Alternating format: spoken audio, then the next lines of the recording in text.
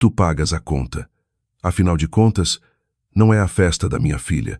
Enquanto a celebração do batizado da nossa filha chegava ao fim num elegante hotel em Lisboa, o meu marido tentou passar-me a conta, mas eu permaneci completamente quieta, sentada. Uma expressão de pânico cruzou o rosto do João, enquanto procurava as palavras.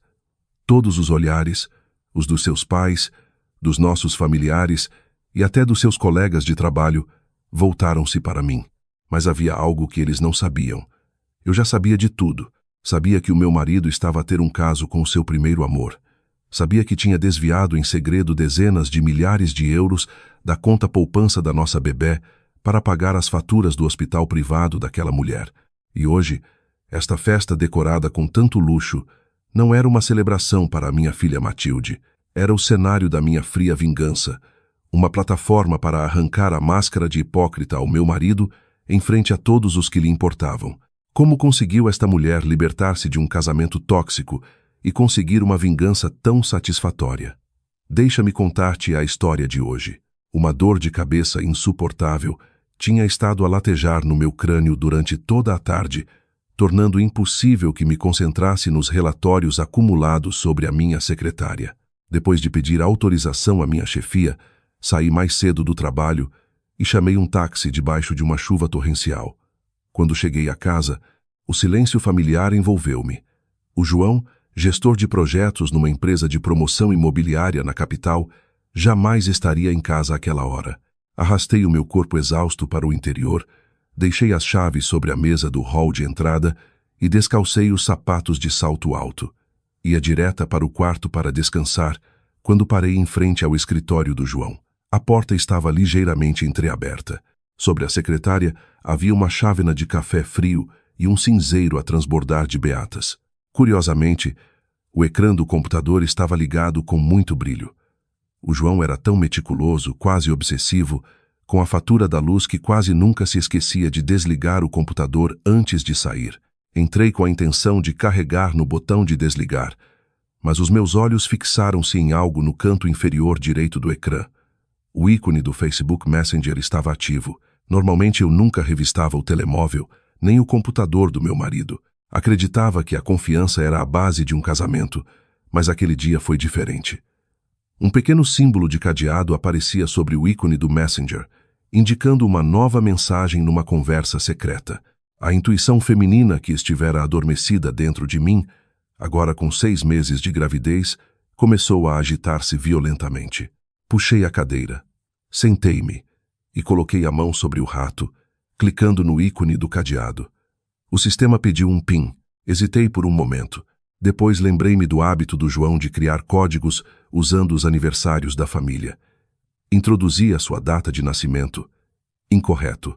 O nosso aniversário de casamento. Incorreto outra vez. A terceira tentativa, lembrei-me da relação especialmente próxima que ele tinha com a mãe. Combinei o ano de nascimento da mãe dele com o seu, e o ecrã piscou, abrindo perante os meus olhos a janela do chat secreto.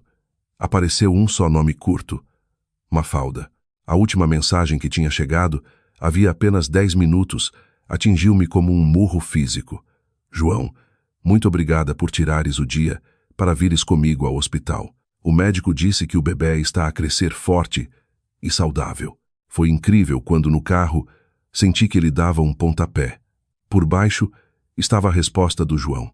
Fico feliz por saber que o bebê está saudável. Descansa. Surgiu-me algo urgente no trabalho. Por isso tenho de passar pelo escritório. Ligo-te logo à noite. Fiquei congelada na cadeira. O som da chuva lá fora desapareceu, substituído por um zumbido surdo nos meus ouvidos. O meu marido tinha ido a uma consulta no ginecologista com outra mulher. O bebê no ventre dela tinha dado um pontapé. Nesse instante, o meu próprio estômago moveu-se quando a minha bebê de 6 meses se agitou. 2 vidas, 2 mulheres e um só homem. A verdade era tão brutal e tão clara que não deixava espaço para negação.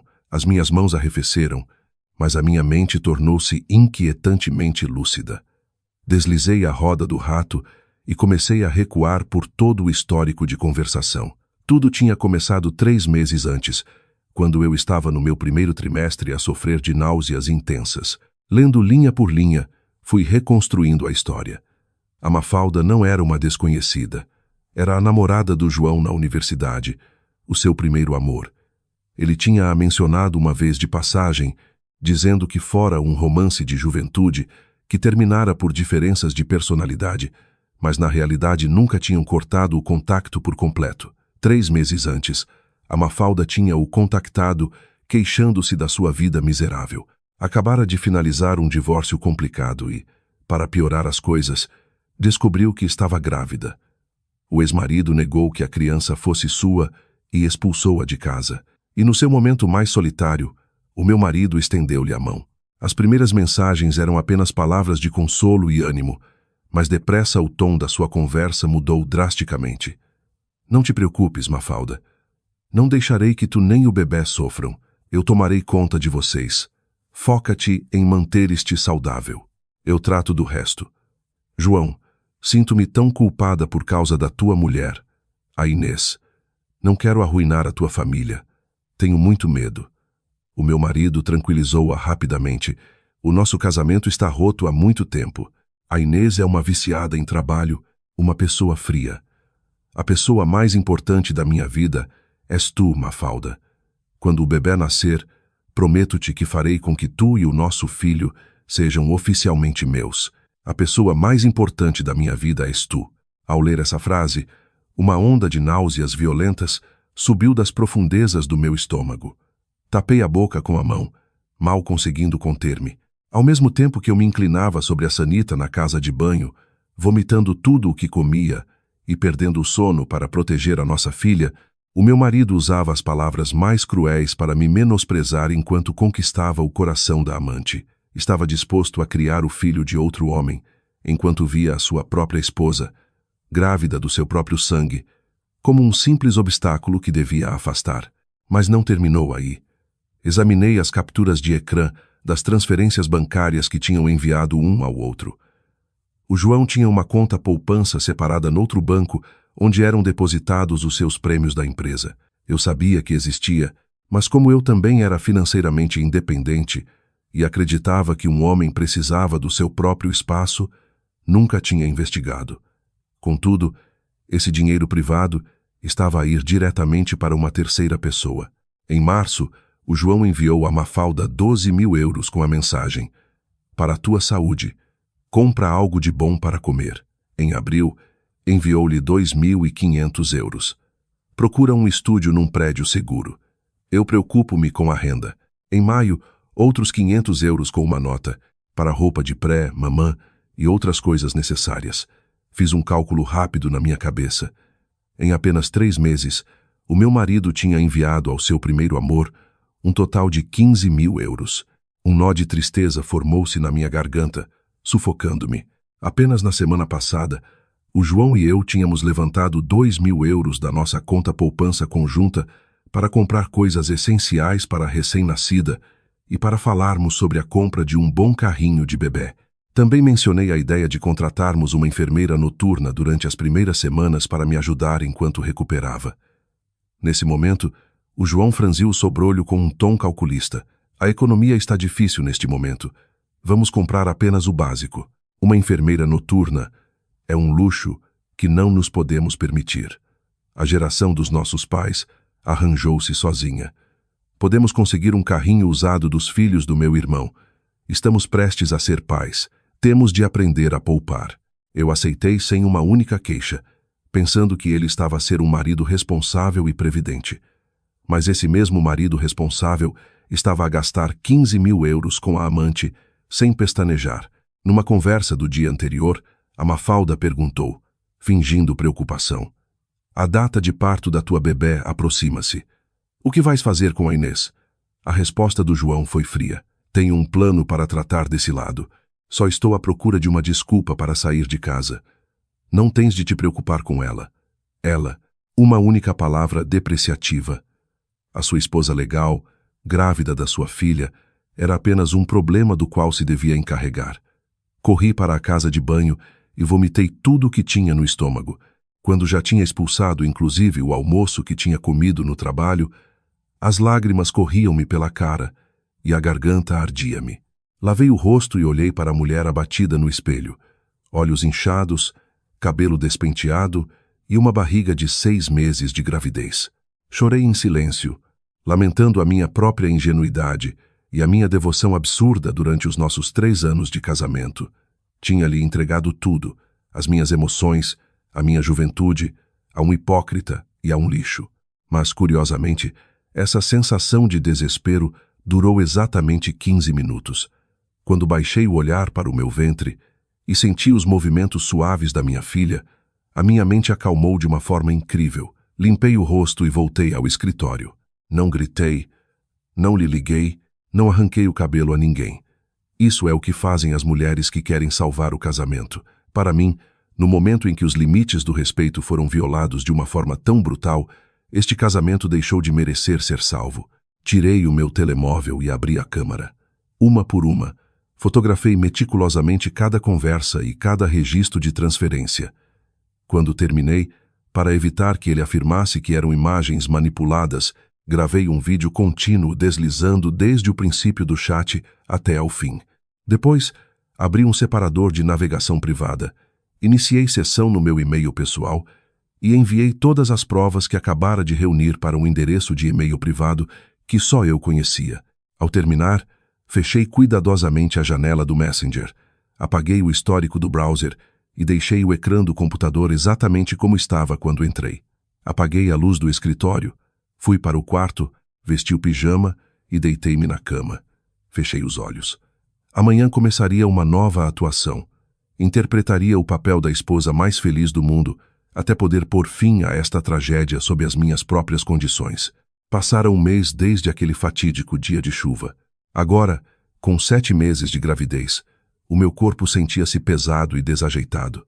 O João continuou a interpretar o papel do marido perfeito à risca. Todos os dias, depois do trabalho, trazia comida supostamente boa para mulheres grávidas ou um saco de fruta fresca do mercado. Mal cruzava a porta, perguntava-me com ternura como é que eu estava e como é que estava a bebé. Inês, trouxe-te uma canja de galinha. Come-a enquanto está quente. Queres que a aqueça? Eu sorria, pegava no recipiente da sua mão e tentava manter a voz firme. Obrigada, querido.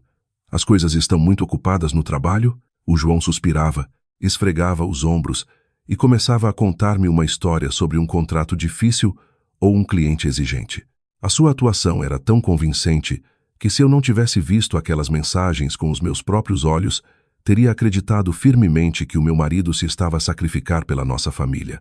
Eu levava a sopa à boca com a colher, olhava-o diretamente nos olhos e acenava com compreensão. A comida não sabia a nada, mas eu obrigava-me a engolir para dar os nutrientes suficientes à bebé que carregava dentro de mim.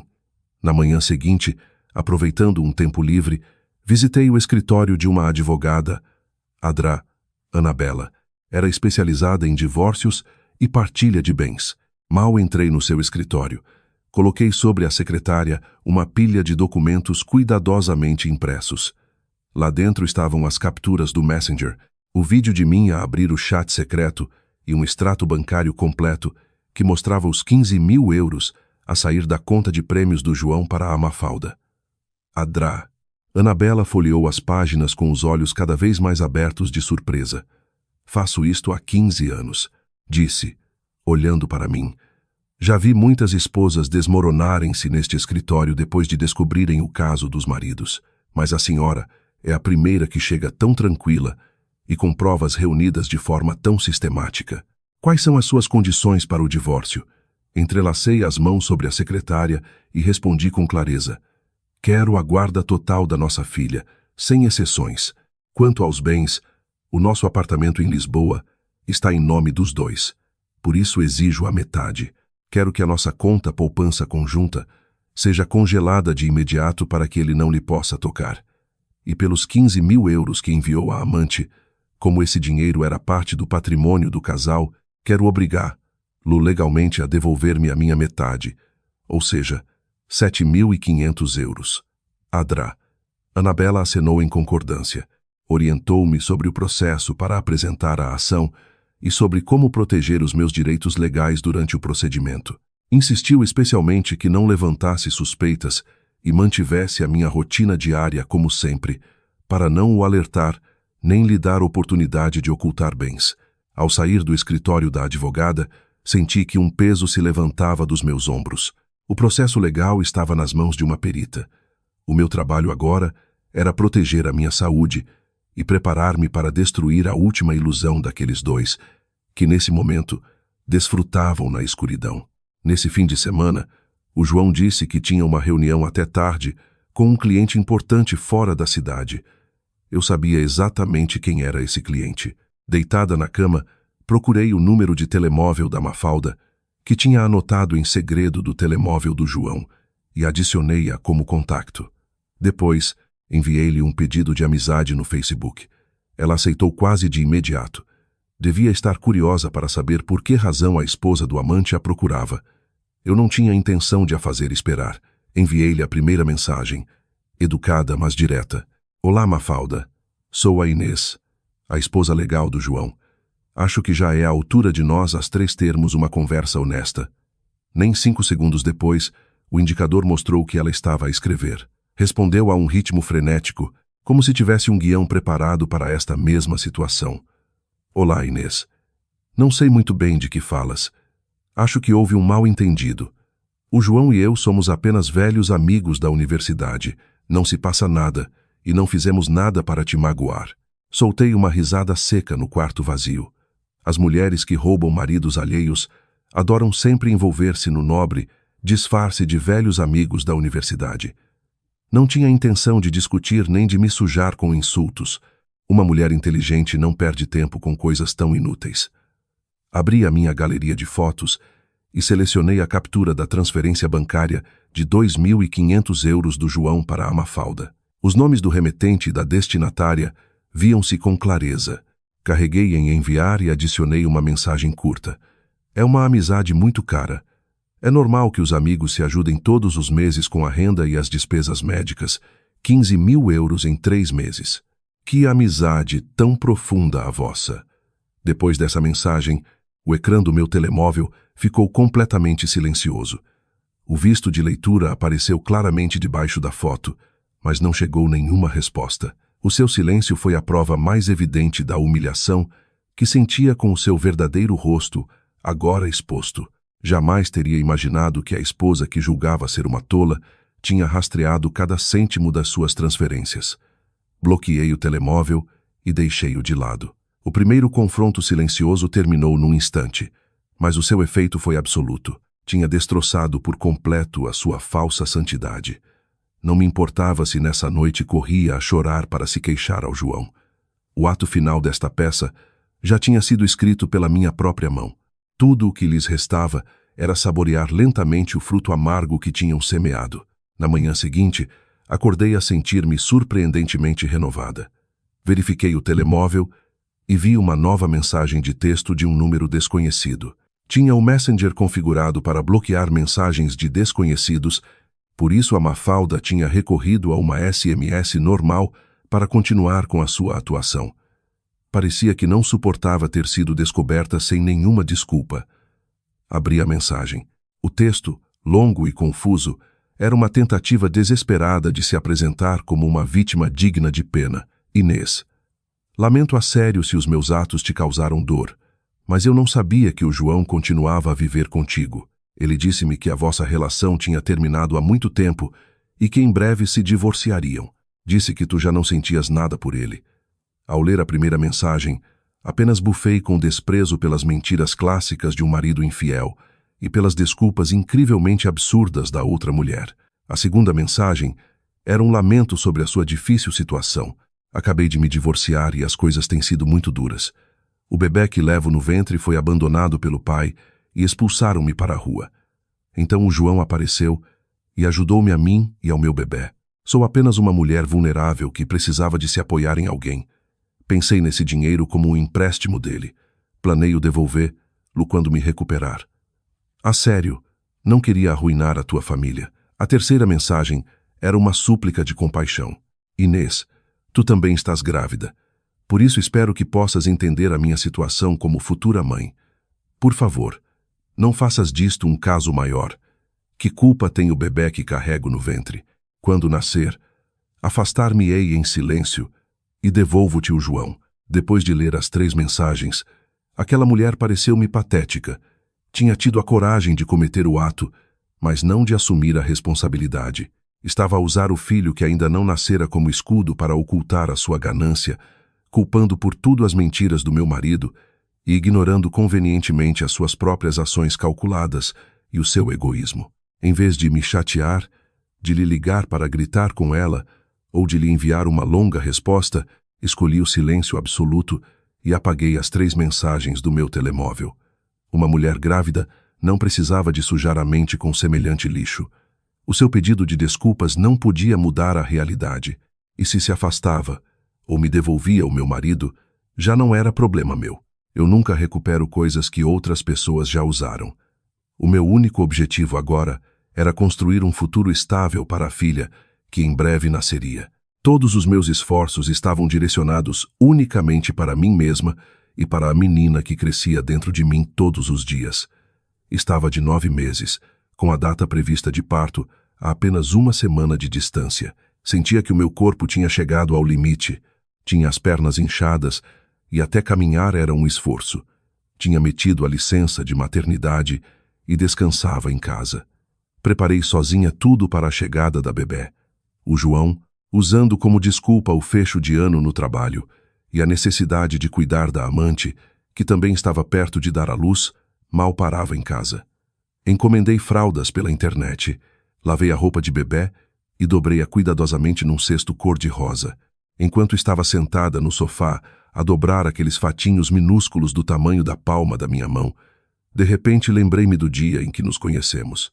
4 anos antes, conheci o João através de um amigo em comum. No nosso primeiro encontro, numa pequena pastelaria, usava uma camisa branca impecável e falava de uma forma tranquila e amável.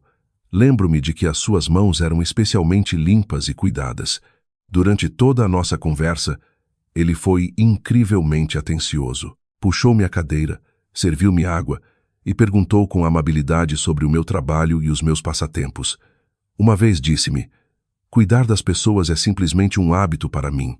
Quando vejo as pessoas que amo felizes, a minha mente fica tranquila. Eu, que sempre tinha sonhado com uma família normal, apaixonei-me perdidamente por aquela falsa calidez e por aquela sensação de segurança, e acenei que sim quando me pediu em casamento. No dia do nosso casamento, a forma como me olhava no altar parecia cheia de sinceridade. Pensei que tinha encontrado o pilar mais sólido da minha vida, mas o tempo é o solvente mais cruel. Arrancou a fachada brilhante e deixou a descoberto a natureza egoísta de uma pessoa. As mãos que antes me serviam água agora usavam o dinheiro da nossa família para sustentar outra mulher. E os olhos que antes me olhavam com amor agora estavam cheios de cálculos frios. Um pontapé forte na costela devolveu-me ao presente. A minha filha estava a reagir ao mundo exterior. Coloquei uma mão sobre o meu ventre e acariciei-o suavemente para a acalmar. Quando a dor momentânea passou, uma determinação de aço assentou no meu coração.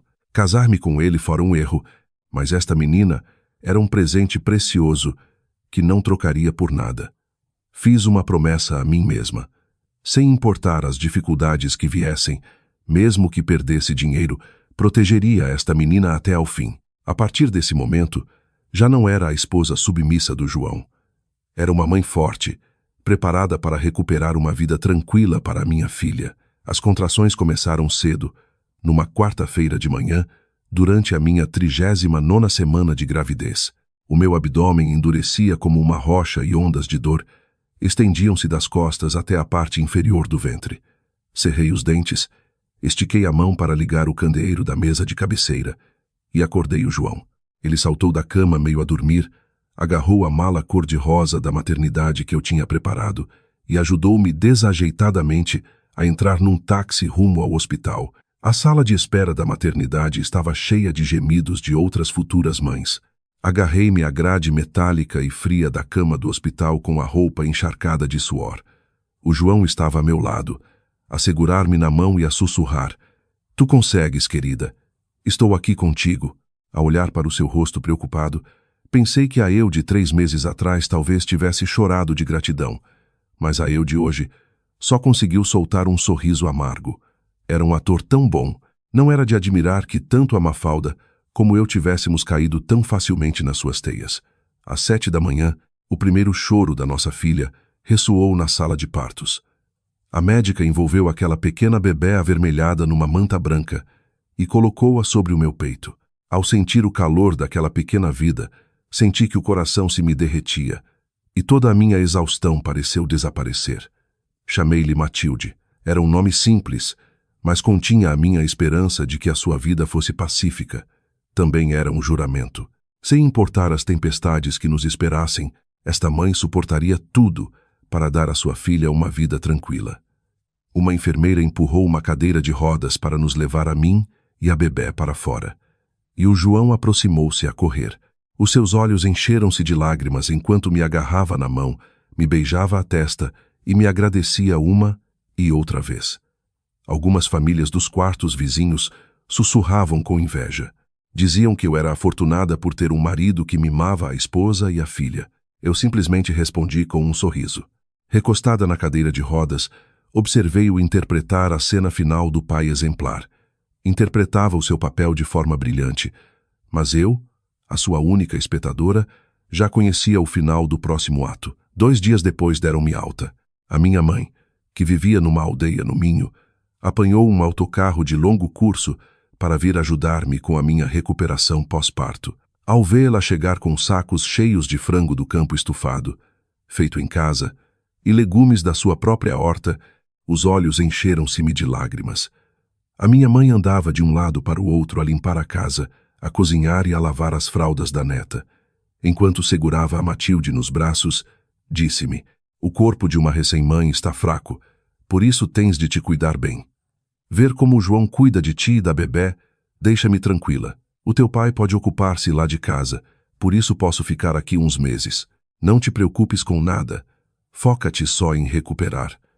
À noite, a minha mãe cuidava da Matilde, permitindo-me dormir o que tanto precisava. O João também se comportava da melhor maneira. Chegava à casa do trabalho, arregaçava as mangas e ajudava a minha mãe na cozinha. Muitas vezes, ao ver a minha mãe já com alguma idade esforçar-se tanto por mim até altas horas da noite, queria apoiar-me no seu ombro e chorar compulsivamente.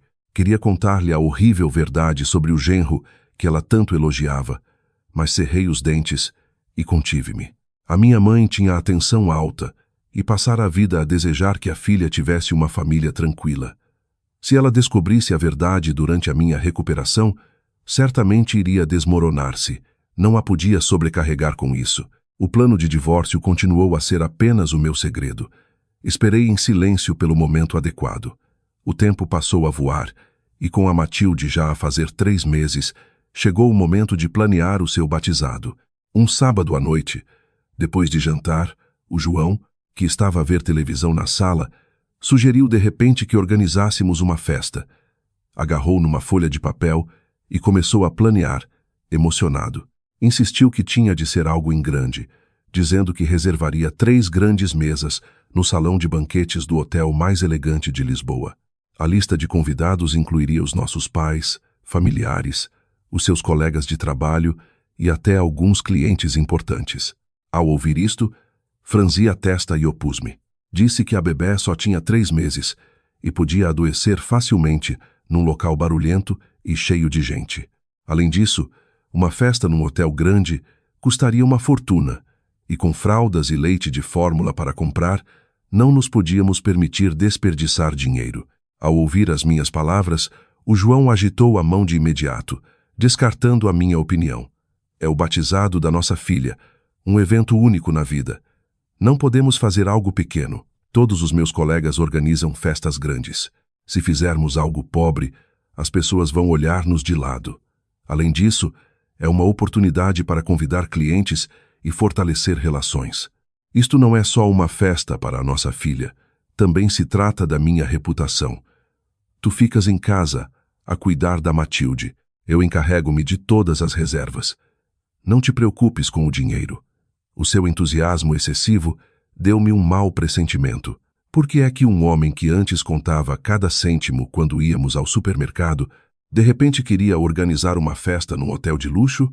Nessa noite, Enquanto João ressonava a meu lado, peguei no telemóvel dele em silêncio, desbloqueei-o com a password e verifiquei a sua aplicação bancária. O que vi acendeu uma fúria imensa dentro de mim. A nossa conta poupança conjunta, os 12.000 euros que tínhamos poupado para as despesas de parto da bebé e emergências, tinha sido levantada por completo 3 dias antes. Verifiquei rapidamente o histórico de transações. 5.000 euros tinham sido transferidos diretamente para a conta da Mafalda com uma mensagem clara: primeiro pagamento para as despesas de parto. Usa isto para a fatura do hospital privado por agora. Uma parte importante do dinheiro restante tinha sido usada como sinal para o salão de banquetes do hotel. O resto provavelmente tinha o gasto como dinheiro de bolso. Cerrei os maxilares, cravando as unhas nas palmas das mãos. Ele era realmente o pior tipo de homem. Tinha usado o dinheiro que a esposa tinha poupado com tanto esforço para pagar as despesas de parto da sua amante e depois usara o resto para planear uma festa ostensiva com a qual exibir a sua própria imagem vazia. Tirei capturas de ecrã em silêncio de todas as transferências e enviei-as para o meu e-mail secreto. Tudo estava claro. Agora, a próxima festa não era para a Matilde. Era a desculpa perfeita para o João celebrar antecipadamente o nascimento do filho que ia ter com a sua amante. Era um insulto descarado em relação a mim e a minha filha, mas o João tinha me julgado mal. Pensou que eu era uma esposa dócil que simplesmente ficaria calada a cuidar da bebé. Não fazia ideia de que essa festa ostensiva que estava a preparar com tanto cuidado se tornaria o cenário perfeito para eu expor toda a sua repugnante farsa. Deixei o telemóvel onde estava e aconcheguei suavemente a Matilde. Decidi dar-lhe uma festa que ela jamais esqueceria. Por fim chegou o dia da festa. Cedo de manhã, a minha mãe estava ocupada a preparar a neta. Vestiu a Matilde com um lindo vestido cor-de-rosa. Eu também não queria aparecer com aspecto abatido após o parto.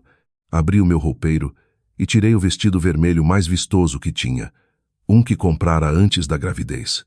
O vestido justo realçava a minha pele clara e disfarçava habilmente a minha figura ainda em recuperação. Sentei-me em frente à cômoda, apliquei uma camada ligeira de base e pintei os lábios de um vermelho intenso. Apanhei o cabelo num coque impecável, deixando a descoberto um rosto luminoso e decidido. Quando saí do quarto, a minha mãe olhou-me com uma mistura de surpresa e orgulho, elogiando o quão linda eu estava, mesmo depois de ter tido uma bebé. O João, que estava ocupado na sala a rever a lista de convidados, ficou sem palavras durante uns segundos ao ver-me. Aproximou-se, rodeou-me a cintura com um braço e encheu-me de elogios. Aceitei os seus falsos rasgados elogios, com a atitude mais tranquila. Exatamente às 11 da manhã, a nossa família chegou ao hotel. O salão de banquetes estava decorado de forma espetacular com balões, flores frescas e uma grande faixa que dizia: "Que Deus abençoe a Matilde no dia do seu batizado." Os convidados começaram a chegar e rapidamente as 3 mesas grandes encheram-se de familiares de ambos os lados. Os risos e o tilintar dos copos criavam um ambiente animado. Os meus sogros recebiam os convidados com rostos radiantes. A minha sogra segurava a Matilde nos braços, mostrando-a orgulhosa enquanto ia de mesa em mesa. A tia do João aproximou-se, acariciou a cabeça da Matilde e riu com alegria.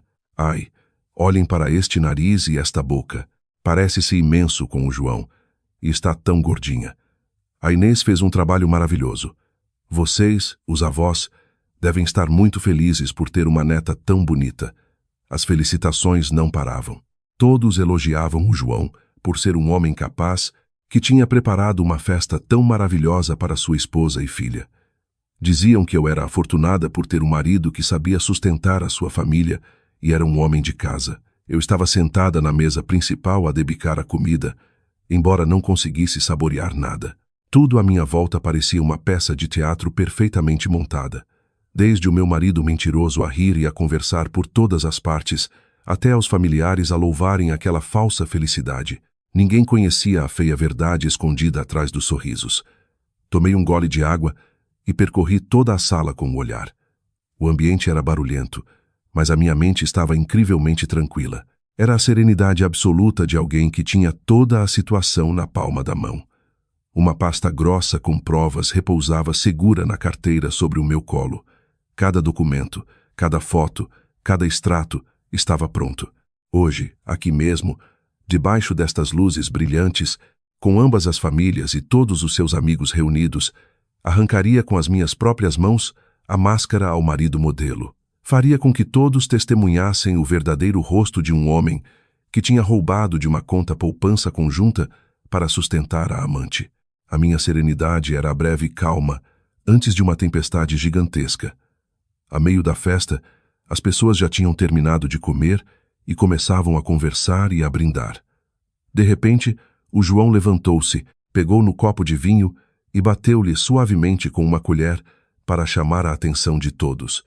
O ruído diminuiu e todos os olhares dirigiram-se para ele, no centro da sala. O João pigarreou e começou o seu discurso bem ensaiado. A sua voz era grave e suave. Agradeceu aos familiares de ambos os lados por tirarem tempo das suas preenchidas agendas para assistirem. Falou das dificuldades do trabalho e das longas noites que passava a esforçar-se para sustentar a sua família. Depois virou-se para mim com um olhar afetuoso e disse com uma voz comovente: a todos os nossos familiares, amigos e colegas, a pessoa a quem mais quero agradecer hoje é a minha esposa, a Inês. Durante quase 10 longos meses carregou a nossa filha no seu ventre e deu à luz uma menina saudável e linda. Levarei sempre o peso do seu sacrifício no mais profundo do meu coração. Como um trabalhador comum, ter um emprego estável e uma família calorosa como esta, creio que é uma bênção para toda a nossa família. Esta festa não é só para celebrar este momento importante da minha filha, mas também para mostrar a minha gratidão para com a minha maravilhosa esposa. Estalou um aplauso ensurdecedor. Os meus sogros, sentados a meu lado, acenavam com satisfação e alguns convidados sorriam com inveja. O João levantou o copo de vinho bem alto, brindou a nossa saúde e bebeu-o de um trago entre vivas. A atuação tinha alcançado o seu clímax perfeito, a imagem de um homem de família responsável. Se eu não soubesse a verdade, também teria caído. Depois de esvaziar o copo, o João sentou-se lentamente a meu lado. Em marcado contraste com a segurança que mostrava apenas uns momentos antes, inclinou-se para mim e sussurrou com uma voz suficientemente baixa para que só nós dois pudéssemos ouvir: Inês, quando terminar a festa, podes pagar a conta com o teu cartão? As finanças da minha empresa estão um pouco apertadas no início do mês, por isso todos os meus cartões estão no limite. Usei quase todo o dinheiro na decoração e nas gorjetas do pessoal. Entre nós não interessa quem paga, verdade? Por favor. Ao ouvir essas palavras, consegui esboçar um leve sorriso. Era um sorriso habilmente dissimulado, mas cheio de desprezo. Virei-me para ele com um olhar sereno e acenei com a cabeça. Está bem, eu trato disso. Podes ir falar com os convidados. A minha aceitação fácil fez com que o João soltasse um suspiro de alívio. Deu-me umas palmadinhas suaves nas costas da mão. Depois voltou a levantar-se e dirigiu-se a outra mesa, a brindar e a rir às gargalhadas com as pessoas. Enquanto via as suas costas desaparecerem por entre a multidão, o desprezo dentro de mim atingiu o seu ponto máximo. Que plano desprezível! Tinha esvaziado a nossa conta conjunta, enviado 5.000 euros à amante para o parto dela e usado o resto como sinal para uma festa que alimentasse o seu próprio ego. E no último minuto, planeava passar-me a mim o encargo do saldo restante, obrigando-me a pagar a sua farsa com o meu modesto salário. Tudo corria segundo o seu plano, mas ele tinha calculado mal uma coisa. O meu salário era para o leite de fórmula da minha filha, não para sustentar o frágil orgulho de um traidor. Abri discretamente o fecho da minha carteira e pus a mão sobre a pasta de documentos que levava lá dentro. A conta chegaria em breve, e o momento de terminar esta peça vulgar aproximava-se. Por volta da 1 da tarde, a festa estava a chegar ao fim.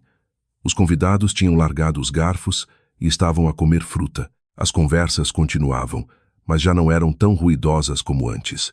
Mesmo nesse momento, o João, querendo mostrar-se o anfitrião perfeito, chamou um jovem empregado de mesa de camisa branca. Pode trazer a conta e o terminal de multibanco, por favor? Pediu em voz alta. O empregado aproximou-se da mesa principal com uma pasta preta e o terminal. Com licença. Aqui está a fatura final do salão e do catering. Descontando o sinal, o saldo restante é de 4.500 euros. O empregado colocou a pasta com a conta mesmo no meio da mesa e preparou o terminal, entre mim e o João. Os meus sogros pararam a conversa e olharam para o filho. O João agiu com despreocupação, dando-me uma cotovelada nas costelas e piscando-me o olho repetidamente. Fez um gesto com o queixo, indicando-me que abrisse a carteira e tirasse o meu cartão. Mas eu não me mexi nem um centímetro. Permaneci sentada de costas direitas na cadeira, com as mãos entrelaçadas sobre a mesa e uma expressão completamente serena. Ao ver que eu hesitava, o João começou a ficar nervoso. As pessoas estavam a olhar. Aproximou-se de mim e sibilou por entre os dentes. O que estás a fazer? Despacha-te. Estão todos a olhar. Passa só o cartão. Transfiro-te o dinheiro quando chegarmos a casa. Girei lentamente a cabeça e olhei-o diretamente nos olhos. O meu olhar já não continha paciência nem submissão, mas sim um desprezo extremo. Empurrei a pasta da conta na direção do João. Depois levantei-me, pigarreei e declarei com uma voz tão clenchama: paz, paz, paz, paz, paz, paz, paz, paz, paz, paz, paz, paz, paz, paz, paz, paz, no pra olhar. Paga a tua conta. Afinal de contas, não é a festa da minha filha. Num instante, um silêncio asfixiante caiu sobre o salão de banquetes. O tilintar dos talheres parou de imediato. Os meus sogros olharam para mim atônitos. Os familiares de ambos os lados começaram a sussurrar. Todos sabiam que a bebé que dormia tranquilamente na alcofa era a filha que eu tinha dado à luz, a menina que a minha própria mãe tinha cuidado desde que saímos do hospital, e agora eu proclamava com firmeza que não era a minha filha. Ao João descaiu-lhe o queixo. A cor fugiu-lhe do rosto, deixando-o pálido como a morte. Agarrou-me no braço, tentando obrigar-me a sentar-me de novo, a gaguejar enquanto tentava salvar a situação. Inês, andaste a beber? Se estás bêbada, para de fazer espetáculo. A nossa Matilde está ali. Perdeste o juízo? Pessoal, lamento imenso. A minha esposa está cansada hoje e não sabe o que diz. Afastei a mão dele de mim com violência. Não estou louca e não estou bêbada. Sob o olhar horrorizado de todos, comecei a virar a situação do avesso. Apontei diretamente para a cara do marido modelo e cuspi cada palavra de forma clara e deliberada. A Matilde é minha filha. Ninguém pode negar isso. Mas esta festa não é para ela. Esta festa tão elaborada é um disfarce, não é? Uma festa para celebrar o bebé que está prestes a nascer, entre ti e o teu primeiro amor, paga com o fundo do parto que me roubaste. Há apenas uns dias enviaste a essa mulher 5.000 euros para as faturas do hospital privado dela, enquanto me negaste uma enfermeira para me ajudar. Organizaste uma festa de 8.000 euros para ocultar a tua própria porcaria e agora tentas obrigar-me a pagar o saldo restante. Esse filho ilegítimo não é meu, por isso não tenho nenhuma obrigação de pagar esta conta. Cada palavra que eu disse caiu como uma martelada sobre a mesa. O buliçoso salão de banquetes tinha se transformado num tenso tribunal de família. A peça tinha terminado oficialmente, e todas as verdades horríveis ficaram a descoberto. A sala estava carregada de choque. O ar era tão pesado que se podia ouvir a respiração das pessoas. O meu sogro bateu na mesa com a mão, fazendo tremer os copos. Olhou furioso para o João e gritou: João, de que é que a tua mulher está a falar? O que é tudo isto? Enganaste-a e tens outro filho a caminho? A minha sogra, completamente perdida, agarrou-se à borda da mesa com as mãos a tremer. Olhou para mim com olhos suplicantes, tentando salvar o último resto de dignidade. Inês, querida, acalma-te. Isto deve ser um mal-entendido por algo que ouviste. O João trabalha tão arduamente pela família. Onde iria ele arranjar tempo para te enganar? Não podes acusar o teu marido assim sem provas. Eu compreendia a sua reação. Nenhuma mãe quer acreditar que o filho é um ser humano desprezível. Mas eu tinha me preparado demasiado bem para este momento. Abri a carteira sobre o meu colo e tirei a pasta grossa de documentos, perfeitamente organizada. Atirei-a com força para o centro da mesa do banquete. O embate do papel contra o vidro Foi seco e definitivo. As provas que queria ver, minha sogra, imprime-as todas aqui mesmo, desde as mensagens sobre as consultas no ginecologista até as capturas de ecrã das transferências bancárias. Está cá tudo. Virei-me para a multidão e comecei a explicar cada detalhe com a voz firme, para que todos os familiares pudessem ouvir. Durante os últimos 3 meses, enquanto eu estava em casa a sofrer de náuseas, o vosso filho voltou para uma mulher chamada Mafalda, o seu primeiro amor. Essa mulher estava divorciada, grávida do filho de outro homem e tinha sido expulsa de casa. E então o vosso filho apareceu como um salvador, prometendo criar a criança e assumir a responsabilidade por eles. Passei para a segunda página. Aqui estão os registros bancários. Em apenas 3 meses, enviou-lhe em segredo um total de 15.000 euros. Esse dinheiro é o fruto do esforço da nossa família. Dinheiro que eu poupei cêntimo a cêntimo para minha própria filha. Apontei com o dedo para uma página com uma impressão a cores de uma mensagem. Na página 5 verão, onde ele chama a amante a pessoa mais importante da sua vida. Disse que eu era apenas um obstáculo, que devia ser afastado para que eles pudessem ficar juntos. E o grande final foi há 3 dias, quando esvaziou as nossas poupanças conjuntas para pagar as despesas do parto dessa mulher, e reservou este hotel para interpretar o papel de marido amoroso. O meu sogro pegou nos documentos com a mão a tremer.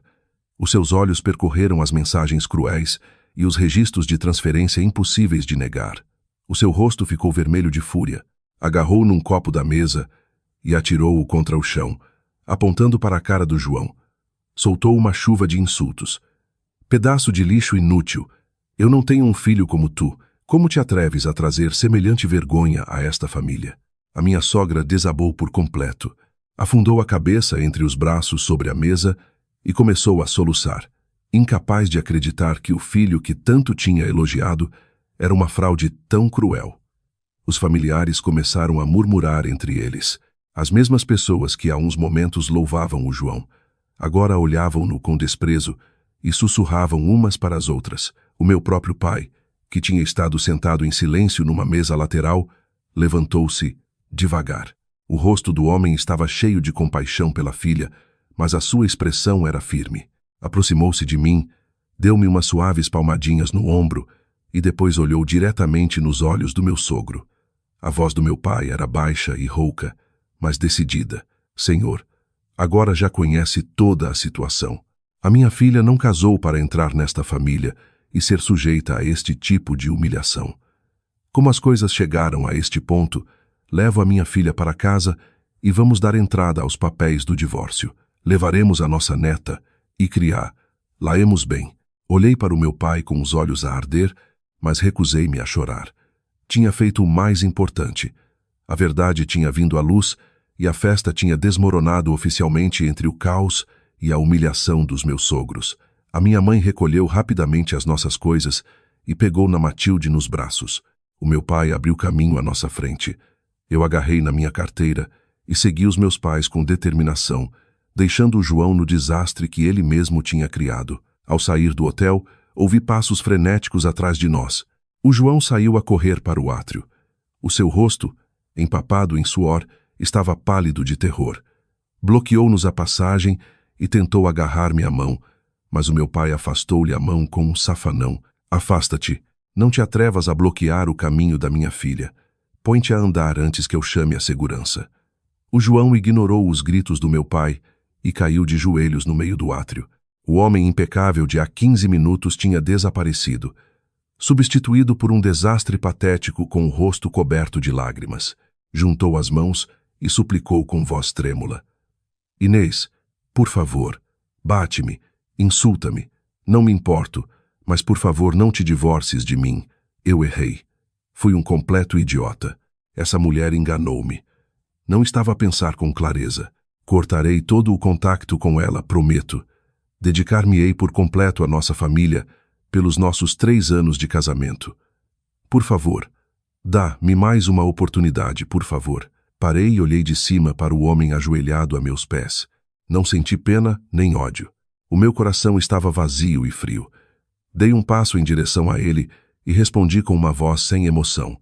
Uma oportunidade. Que direito tens tu de pedir uma oportunidade.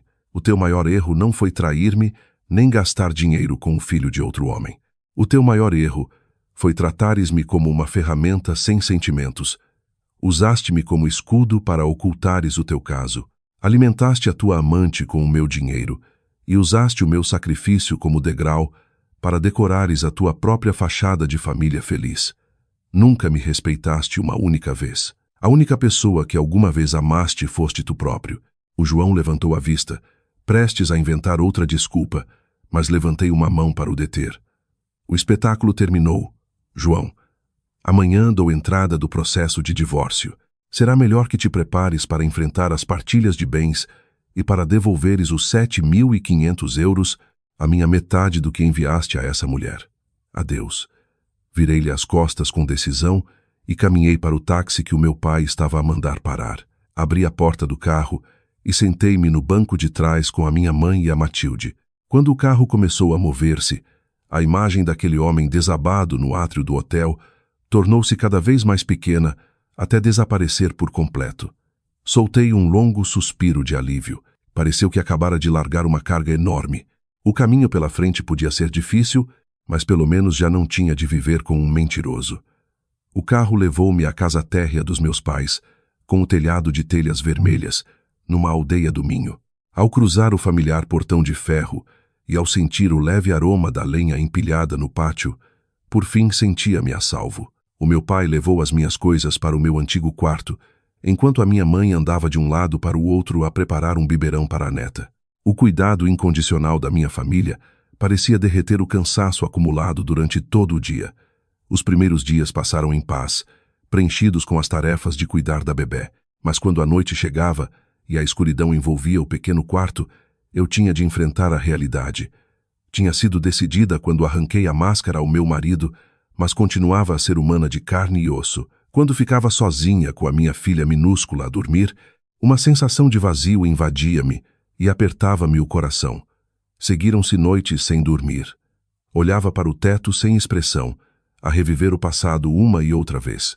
Os momentos em que cozinhávamos juntos, a recordação de escolhermos os pratos para o nosso novo apartamento. Todas as minhas esperanças de ter uma família normal tinham sido esmagadas brutalmente. Não chorava. Sentia como se todas as minhas lágrimas tivessem secado no dia em que descobri aquele chat secreto, mas o meu corpo reagiu com um cansaço extremo. Perdi o apetite. Mesmo à mesa, com a comida que a minha mãe tinha preparado com tanto amor, eu limitava-me a mover a comida pelo prato após umas poucas garfadas. Em apenas 2 semanas perdi 5 quilos. Ao verem o meu rosto abatido e as olheiras sob os meus olhos, os meus pais ficaram destroçados. A minha mãe chorava em segredo no alpendre à noite, mas à minha frente fazia sempre uma cara de coragem para me animar.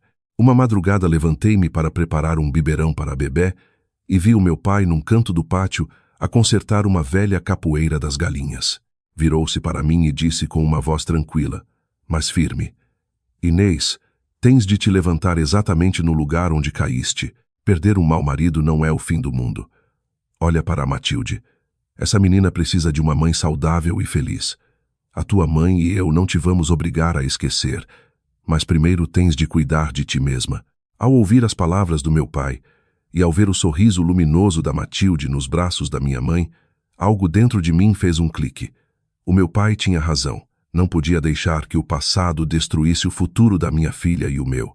O vazio não podia preencher-se com ressentimento nem autocomiseração. Só podia reparar-se se eu cuidasse de mim própria. A partir desse dia, decidi mudar. Estabeleci uma rotina.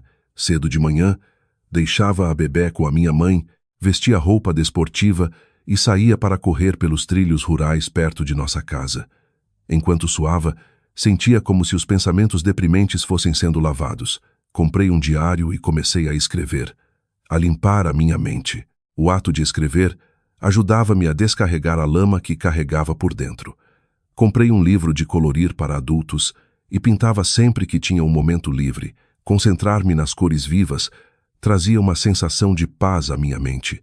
Superar a dor não ocorreu da noite para o dia. Havia dias em que a sensação de injustiça voltava a surgir, mas já não me permitia afundar-me nela. Encarava-a como uma lição e enfrentava-a de frente. Graças ao amor dos meus pais e ao sorriso da minha filha, soube que pouco a pouco estava a sair da lama e a preparar-me para terminar oficialmente essa relação tóxica. Adra. Anabela geriu tudo com firmeza. Quase 6 meses depois de apresentar o pedido, o acordo final do divórcio estava pronto para ser assinado.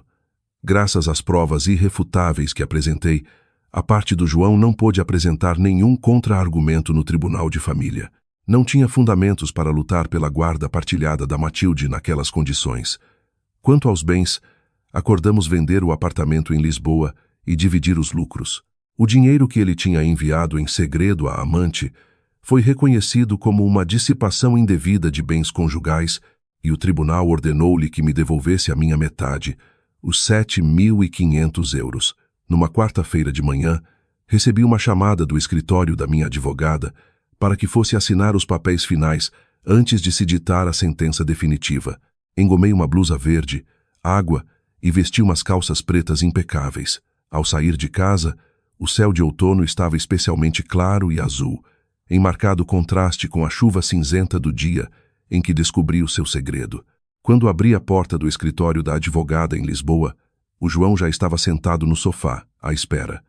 Durante esses meses de processo, a sua aparência cuidada tinha se desmoronado por completo. Estava com um ar abatido, tinha os olhos fundos e uma barba escura cobria-lhe o queixo.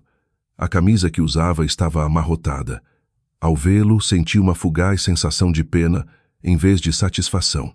Um homem que tinha usado todos os meios para conseguir uma fachada brilhante tinha acabado a destruir tudo pela sua própria ganância. O João levantou-se de um salto ao ver-me entrar. Juntou as mãos com atrapalhação. Já chegaste. Como tem passado? A Matilde e tu? A Matilde está bem, e eu também. Puxei uma cadeira do outro lado da sala e sentei-me, mantendo uma distância deliberada. Acenei e respondi com frieza. Estamos bem, não precisas de te preocupar. Adra. Anabela entrou com um dossiê e colocou-o sobre a mesa de vidro. Pediu-nos a ambos que lêssemos cuidadosamente, pela última vez, as secções sobre as partilhas de bens, a pensão de alimentos e os direitos de visita, antes de assinar. O único som no escritório era o suave roçar dos papéis. Li cada linha, sem ignorar um único detalhe. Tudo estava tal como eu tinha exigido. Tirei uma caneta da minha carteira e assinei o meu nome com firmeza no fim da página. A minha caligrafia era clara e segura. Quando chegou a vez do João, a mão dele tremia. Hesitou durante muito tempo enquanto me olhava. Os seus olhos estavam cheios de arrependimento e impotência, mas perante a minha expressão fria, pareceu entender que qualquer esforço seria inútil. Baixou lentamente a cabeça e escreveu o seu nome com peso no papel. Uma vez terminado o procedimento, Adra. Anabela recolheu os documentos. Antes de me ir embora, o João levantou o olhar para mim e perguntou com uma voz sincera. Inês, o tribunal concedeu-me o direito a pagar a pensão e a ver. Lá. Posso ir ver a Matilde aos domingos à tarde. Afinal de contas, continuo a ser o pai dela. Parei à porta e olhei para trás, para o homem que em tempos fora o meu marido. A vingança não era a forma como eu queria criar a minha filha. Respondi com honestidade. Estou de acordo. Podes ir ver, lá aos domingos à tarde, mas por favor, sê pontual e avisa-me com antecedência. Não quero que a nossa rotina seja alterada. Com essas palavras abri a porta e saí. A quente luz outonal caiu sobre o meu rosto. A porta de vidro a fechar-se atrás de mim pôs um final definitivo e permanente aos meus 3 anos de casamento equivocado. Toda a papelada estava tratada. A partir desse momento era oficialmente uma mulher livre e uma mãe preparada para enfrentar o longo caminho que tinha pela frente. O tempo a seguir ao processo legal foi uma sucessão de dias ocupados, mas estranhamente tranquilos. Com o dinheiro da venda do apartamento e os fundos que o João devolveu, tinha um pé de meia decente. Pus metade num fundo poupança para a faculdade da Matilde e usei o resto para as despesas do dia a dia. Como a minha licença de maternidade estava a terminar, contactei a minha empresa, expliquei a minha situação e solicitei o regime de teletrabalho. Por sorte, graças aos meus anos de experiência e às minhas capacidades demonstradas, aceitaram com a condição de que só fosse ao escritório em Lisboa às segundas-feiras de manhã para as reuniões. Esta decisão permitiu-me manter uma carreira estável durante o crescimento da minha filha. A vida como mãe solteira exigia um alto nível de autodisciplina. Todos os dias eu acordava às 5 da manhã, enquanto a Matilde continuava profundamente a dormir. Calçava os tênis de corrida e trotava durante 30 minutos pelos caminhos rurais perto da casa dos meus pais. O ar fresco da manhã e o canto dos pássaros nos bosques limpavam o cansaço do dia anterior. Ao voltar a casa, tomava banho, bebia um copo de água morna, ligava o computador e começava a trabalhar. Por volta das 7 da manhã, a minha filha acordava e a casa enchia-se com o som do seu riso. Os meus pais revezavam-se para cuidar dela, dar-lhe a papa e ajudar-me a concentrar-me no trabalho.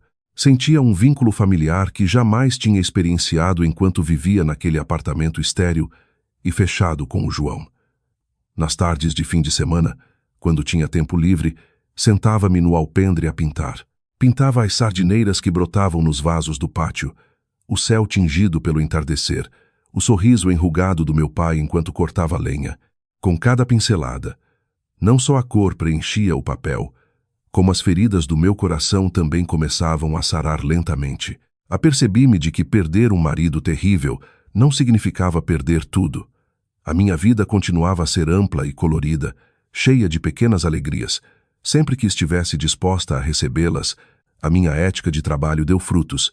No final daquele ano fui reconhecida por concluir com sucesso um projeto importante para o meu departamento e fui promovida a chefe de equipa, juntamente com um generoso prêmio de final de ano. No dia em que tive na mão a notificação do aumento de salário, convidei-me a mim mesma para um bom jantar e comprei alguns conjuntos de roupa novos. O reflexo no espelho era o de uma mulher na casa dos 30, arranjada e segura de si mesma. À sombra do meu antigo, eu já não estava em lado nenhum.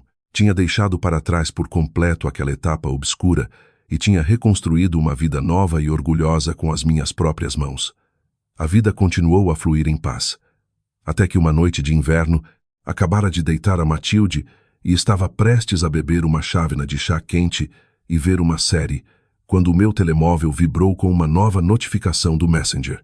Depois do divórcio, eu tinha bloqueado todo o contato com os meus antigos sogros, deixando apenas o número do João desbloqueado para a comunicação sobre a nossa filha. Peguei no telemóvel e vi que era uma mensagem de um número desconhecido e não guardado, mas mal li a primeira linha. Soube exatamente quem era. Inês, olá, como estás? Sou a Mafalda. Sei que bloqueaste o meu número, por isso escrevo-te do telemóvel de outra pessoa. Por favor, não apagues esta mensagem de imediato. Estou a passar por um mau bocado. O filho a que dei à luz já tem uns meses, e o João abandonou-nos. Culpou-me de tudo, dizendo que perdeu o seu lar, a sua família e o seu trabalho por minha causa. É uma pessoa verdadeiramente repugnante. Simplesmente fez as malas e desapareceu sem deixar rasto, deixando-nos a mim e ao meu filho num pequeno estúdio, sem dinheiro para as despesas. Arrependo-me imenso de tudo. Suponho que isto seja o karma. Li as palavras no ecrã uma por uma. A súplica desesperada da amante não comoveu o meu coração nem um bocadinho. Talvez, 2 anos antes, quando acabara de descobrir a verdade, eu tivesse sentido certa satisfação ao ver que a pessoa que destruiu a minha família recebia o seu castigo. Mas agora, com o meu coração completamente em paz, considerei as suas palavras nada mais do que um mexerico insignificante de rua. Tomei um gole do meu chá quente. O ditado que diz que quem semeia ventos colhe tempestades era certo. O João era uma pessoa gananciosa e interesseira que tratava as mulheres como peças para o seu próprio benefício. O homem que abandonou a esposa devota por uma amante era o mesmo homem capaz de descartar cruelmente essa amante mau, ela se tornasse num peso. A Mafalda tinha escolhido o caminho de viver do dinheiro de um homem casado e, no fim, tropeçou na sua própria dependência. A zanga deles agora não era mais do que um jogo egoísta de atirar as culpas. Quem tinha razão? Quem estava errado? Quem era a vítima? E quem era a fraude? Nada disso tinha já nada a ver com a minha vida. Não tinha intenção de responder, de lhe dar raspanetes nem lições de moral. O castigo mais doloroso para os traidores não são as maldições, mas sim a indiferença. Tratá-los como desconhecidos que nem sequer merecem um pensamento. Carreguei no botão de apagar, eliminando a mensagem do meu telemóvel para sempre, e adicionei de imediato aquele número desconhecido à minha lista de bloqueados. Deixei o telemóvel em cima da mesa, fui tapar de novo a Matilde com a manta e espreguicei-me. Lá fora, o vento frio de inverno soprava, mas dentro do pequeno quarto tudo estava perfeitamente quente. Tinha apagado por completo aquelas pessoas horríveis da minha mente. A vida é curta. Não tenho tempo a perder a observar os finais miseráveis dos outros. A minha única missão era viver o resto da minha vida de forma maravilhosa por mim mesma. O tempo realmente voa. Tinham passado 2 anos desde que saíra do tribunal com os papéis do divórcio. Essa primavera trouxe-me uma grande alegria. Graças à minha vida aos Just e aos prêmios por desempenho, por fim consegui comprar um pequeno apartamento soalheiro perto do infantário da minha filha. A casa de 2 quartos estava pintada de um tom creme luminoso, e na varanda coloquei alguns vasos com as minhas sardineiras favoritas. Esta casa estava completamente em meu nome, um refúgio seguro que eu tinha construído para minha filha e para mim com as minhas próprias mãos. A Matilde já tinha 2 anos. Corria pela casa e começava a falar com frases balbuciadas. Os meus pais apanhavam o autocarro para vir ver a neta sempre que tinham tempo, com as mãos cheias de legumes e carne da sua pequena quinta. O pequeno apartamento estava sempre cheio de risos. Às 3 da tarde, em ponto de um domingo, tocou a campainha. Limpei as mãos a um pano e abri a porta. Ali estava o João a segurar uma caixa de brinquedos de madeira. Durante 2 anos tinha vindo de forma constante ver a nossa filha uma vez por semana, tal como acordamos. O tempo parecia deixar marcas diferentes nas pessoas. Enquanto eu tinha ganho um peso saudável e a minha pele tinha melhorado, o João tinha envelhecido de forma evidente. Tinha mechas grisalhas nas fontes e a sua roupa já não eram as camisas e os fatos perfeitamente engomados de antes, mas sim um casaco gasto e desbotado. Tinha ouvido dizer que, devido aos seus escândalos passados, a sua carreira não ia bem. Abri bem a porta e convidei-o a entrar com educação. Entra. A Matilde está a brincar com os blocos na sala. O João entrou com humildade, limpando as botas no capacho antes de pisar o chão lá de dentro. Aproximou-se da Matilde, agachou-se no chão e tirou os brinquedos novos que tinha trazido. A Matilde, sem se mostrar tímida de todo, pegou alegremente nos blocos de madeira e começou a construir uma casa. O João observou a filha com um olhar cheio de profundo arrependimento. Virou-se para mim enquanto ele servia um copo de água e disse com hesitação: Inês, a tua nova casa é muito bonita. Muito obrigado por estes 2 anos. Depois de todas as coisas terríveis que fiz, podias ter me impedido de ver a Matilde.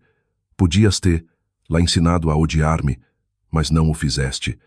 Deixaste-me continuar a vê-la. Estou muito agradecido pela tua generosidade. Coloquei o copo de água sobre a mesa e respondi com calma. Não é por ser generosa. Simplesmente fiz o correto para que a minha filha tivesse um crescimento normal. A criança é inocente. Tem o direito a ser amada pelo pai e pela mãe. Não queria que ela aprendesse a odiar por causa dos erros dos adultos. Desde que pagues a pensão a horas e continues a amar a tua filha, respeitarei esse direito. Mas o que houve entre nós terminou há muito tempo. O João baixou a cabeça e não disse nada mais. Brincou com a filha durante aproximadamente 1 hora e depois foi-se embora com um ar desolado. Quando a sua figura desapareceu atrás das portas do elevador, fechei a porta em silêncio e dei a volta à chave. Ao voltar à sala, peguei na Matilde nos meus braços. Ela rodeou-me o pescoço com os seus bracinhos e beijou-me a bochecha com os seus pequenos lábios. A quente luz da tarde do início de primavera entrava pela janela da varanda, iluminando a sala. Segurei a minha filha e olhei para a azáfama das ruas lá embaixo. Ao recordar os dias difíceis e as lágrimas do passado, um sorriso de satisfação estendeu-se pelo meu rosto. Tinha compreendido que uma família feliz não necessita necessariamente da presença de um marido. A felicidade estava na coragem de cortar de forma decisiva com aquilo que causa dor, e na capacidade de se manter de pé por si mesma e assumir a responsabilidade da própria vida. A primeira metade da minha vida parecera um longo sonho. Agora estava acordada e vivia dias livres, orgulhosos e mais tranquilos do que nunca.